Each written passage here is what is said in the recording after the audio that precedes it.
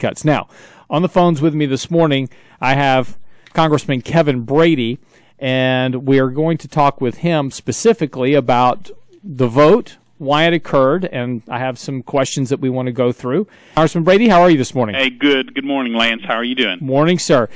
Well, I've got some tough questions for you this morning. No, look, thanks for having me on. Absolutely. And on these votes, it's important, one, for me to be held accountable and to be accountable. And two, we need to talk about this bill because there's some issues in there that's not getting a lot of attention. Well, and this is great. Listen, on my show last night on Street Talk Live at 6 o'clock, I had several of your constituents, from your district call in, give me questions that they wanted me to ask you. They're very upset and frustrated, apparently, and it's quite obvious from the backlash that's really kind of occurred across the bill. When this bill came down from the Senate, why did you vote yes for it? Because I am fulfilling a 11-year conservative fight to permanently lower taxes. The Bush tax cuts matter. And by limiting these tax increases, we're actually in position for Reagan-style tax reform in 2013. And from the Ways and Means perspective, as a conservative who believes you should permanently deny the right for the government to take your money, this fight was important. Do I like this bill? Absolutely not. It did not have the spending cuts. It did not have any tackling of Social Security and Medicare. What we got from the Senate was not anything you and I would have created from the House side. Well, let me ask you a question here, because this is something that's kind of baffled me here just a little bit, across the board, really. This bill came down from the Senate, and they said, okay, here's the bill we have to vote on. And so you had to make a decision to vote yes or no on this bill. But the question becomes, why was there such an urgency to get it done? I think the main reason for that was that in 2 days, you have a Senate that is more democratically controlled than the one there is, and this bill was not getting better. In fact, we had a lot of conservative Senate Republicans say, do not send this back to us. It will only get worse. And I want to go back to one thing. Mm-hmm. This bill, as it ended up, was about, tax cuts, permanently lowering taxes, and not just at every income level except those above $450,000, but it permanently ended the alternative minimum tax from spreading to a bunch of middle-class families that are your listeners. And the death tax, which is I lead the effort to eliminate the death tax once and for all, keeping that exemption at $10 million was absolutely critical for our family-owned businesses. I mean, just critical. So, in ending the Class Act, allowing us to deduct our state and local sales, all that. For me, those tax cuts and permanently locking them in, don't underestimate the importance of that. Would it not have helped to take a week, take 2 weeks to really look at this bill and say, is this the best deal that we can get? Send it back to the Senate, and you say that the Senate said it'll only get worse, and that's possibly true. But look, the stock market didn't worry about a fiscal cliff. I agree. Market was up 13% for the year. The Treasuries were telling you there was no issue with the fiscal cliff. You're holding at 1.5%, 1.6%. So, the economic impact, the financial impact, that was no threat there. So why the rush to judgment on this bill? Why not put up a fight? Why not let us go over the cliff and put up the good fight and get the spending cuts that you wanted along with your tax permanency? And I'm fine. I think you described that perfectly, and I agree exactly with that. And I made it known I was fine exactly for that approach. We did not have the votes in the Republican conference to do that. Well, we could not unite behind rejecting it. We couldn't unite behind significant spending cuts. We couldn't even agree to allow this automatic spending cuts to occur because there's real concerns about the defense cuts. So at that point, what you and I would have wanted to do, mm-hmm. we didn't have the votes to do it. But here's my question to you, though. You're coming up for re-election here soon, and it would seem to me the safer bet, saying, yes, okay, you know what, we don't have the votes for this now. You know, the majority of the Republican House voted against it. You voted for this. This puts you at jeopardy, does it not? Yeah.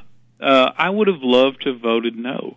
That would, for me, I view that as an easy vote.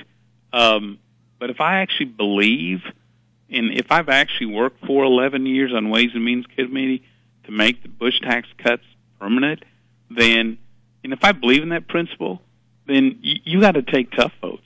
I mean, you just can't take the black and white ones. Those are easy. This one was a hard one. And I believe in permanently lowering taxes.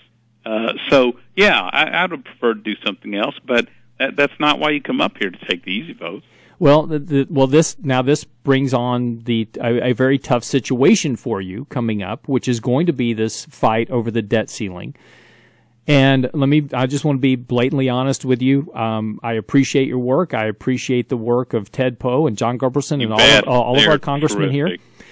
But, you know, you had basically right now, you've got a democratically controlled House and Senate. And the reason I say that is because you had 85 defectors from the Republican conservative right that voted for this bill. And now this gives the sway of power. If these same individuals vote again on the debt ceiling, because they go, well, you know, this is the best deal we're going to get. We're going to get some minor cuts and maybe, you know, some of the defense areas. You know, maybe in energy, maybe a little bit of cuts in you know, health and human services, possibly maybe. And that same 85 vote with the White House, we lose again. So is that what we're facing here? No, it's not. And I disagree with the one, respect you a lot. I'm so glad you have me on. I disagree with the initial statement that these were 85 defectors. You had Tea Party conservative leaders, Paul Ryan, myself, Pat Toomey in the Senate, Ron Johnson, Wisconsin, who believed these tax cuts matter.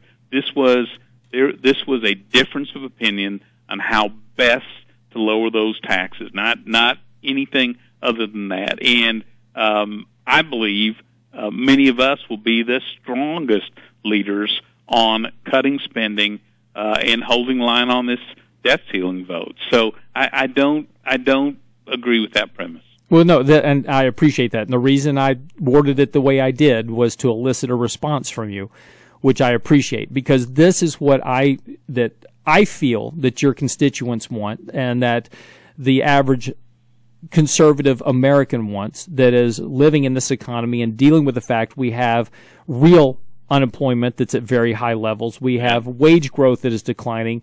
We're the ones that are going to bear the brunt of a increase in payroll taxes, etc. And what we want from you, and I say we as the ubiquitous we of all Americans sitting out here, is that we want you to go fight for us, and we want you to go in and hold firm on this debt ceiling, and this is your last chance. This is your moment in the sand where you have got to fight this fight, because if we don't win this fight on the debt ceiling, it's over.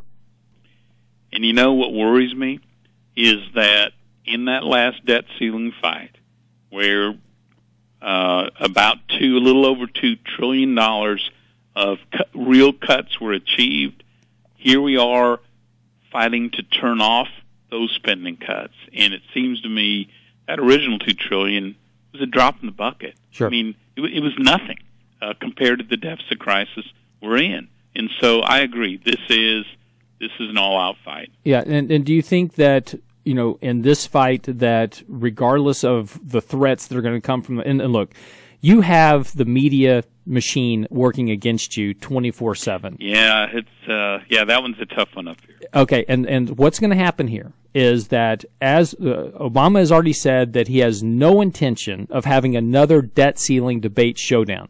He is already convinced that he is going to get his way on this deal. When the rhetoric comes out of the White House, when the media starts pressing that if we don't pass the debt ceiling and we don't raise it, that we're going to default on our debt, will you promise to look at the 10-year Treasury and get your cues from there? Absolutely. And you know, some of the biggest deficit crisis we've got. Look, you know, defaulting on debt has a huge impact on our interest rates, and you can lose any spending cuts that you ever achieved just by increasing the borrowing costs. I get that part, but this is our only leverage on spending cuts. I mean, authentic spending cuts. This is our only leverage. And one of our fights in this last go-round was to make sure that there was no automatic debt limit increase in there, which is what the president wanted, or a 2-year automatic increase, which what the Democrats wanted. So one of our critical priorities in this was to make sure there was no debt limit increase in this fiscal cliff bill. Well, look, and that's crucially important. You know, it's getting to a point to where at least if the president and the people spending the money have to come to Congress and say, hey, we would like to have more to spend, there's at least a moment of... There's got to be some checks and balances. There's got to be. I know. And so, yeah, there can never be an automatic debt increase. That is just stupid across the board. Well, look, here's the bottom line here. As you get ready to go into this debt ceiling debate coming up, and it's going to happen very quickly, we've only got about 2 months. We're already at the debt ceiling limit now as we speak.